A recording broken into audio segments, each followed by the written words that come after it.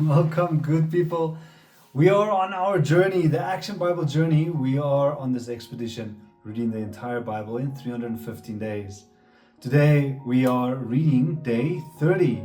We have yesterday had a very heavy day of reading, and today, God's grace, we are reading a light read, only Exodus 32 to 34, reading about the golden calf and the glowing face. Our theme for today, it is impatience, idolatry, and a refusal to move. Today, our 5-second theology says, idolatry is replacing the living God with something that we can manage. So let's read the summary for today together. While Moses is up on the mountain, receiving the blueprints for the tabernacle, things fall apart in the valley. The people have been waiting 40 days and patience is running thin. They crowd around Aaron and demand, "Come, make us gods who will go before us.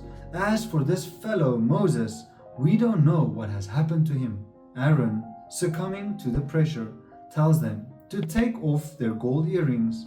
He takes the gold, melts it down, and fashions it into the shape of a calf. Astonishingly, the people shout, "These are your gods, Israel, who brought you up out of Egypt." Up on the mountain, God tells Moses to go down because the people have become corrupt. God is furious and makes Moses a terrifying offer. He will destroy the nation instantly and start over with Moses. Moses stands in the breach. He appealed to God's reputation among the Egyptians and his promises to Abraham. God relents, withholding the disaster he had threatened. Moses descends carrying the stone tablets, and when he sees the calf and the dancing, his anger burns hot. He throws the tablets, shattering them at the foot of the mountain, a visual symbol that the covenant is broken. He burns the calf, grinds it to powder, scatters it on the water, and forces the Israelites to drink it. When confronted, Aaron offers a pathetic excuse. "I threw the gold into the fire and out came this calf."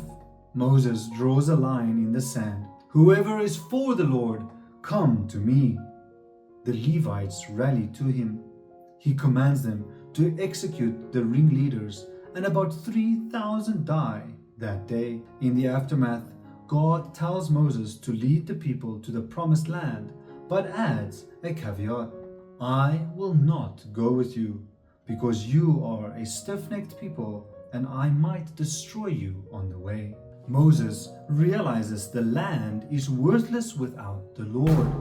He enters the tent of meeting and refuses to move, telling God, "If your presence does not go with us, do not send us up from here."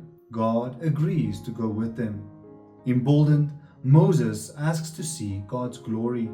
God hides Moses in a cleft of a rock and proclaims his name. The Lord, the compassionate and gracious God, slow to anger, abounding in love and faithfulness. God cuts 2 new stone tablets to replace the broken ones. When Moses finally comes down, he is unaware that his physical appearance has changed. Because he had spoken with the Lord, his face is radiant. The people are afraid to come near him, and so he wears a veil over his face after speaking God's words to them. The key verse for today is Exodus 33 verse 15. "If your presence does not go with us, do not send us up from here." Then with that, we're going to wrap up today's summary, and now it's time for the actionable reflection.